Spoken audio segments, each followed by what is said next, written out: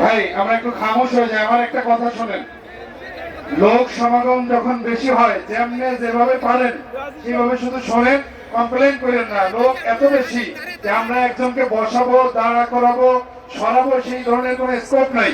এই জন্য আল্লাহর ওয়াস্তে হযরত অসুস্থ মানুষ, আমরা একটু সহযোগিতা করি।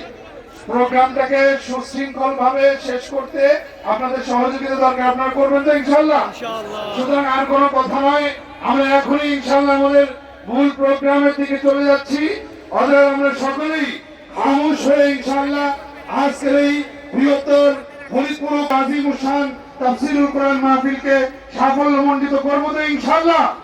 আমরা ইতিমধ্যেই দেখেছি আমাদের এলাকার গণ্যমান্য, আমাদের অত্র কলেজের যারা দায়িত্বশীল আছেন এবং কলেজের প্রিন্সিপাল, ভাইস প্রিন্সিপাল সহ এলাকার যারা গণ্যমান্য ব্যক্তিবর্গ আছেন সকলেই এখানে উপস্থিত হয়েছেন।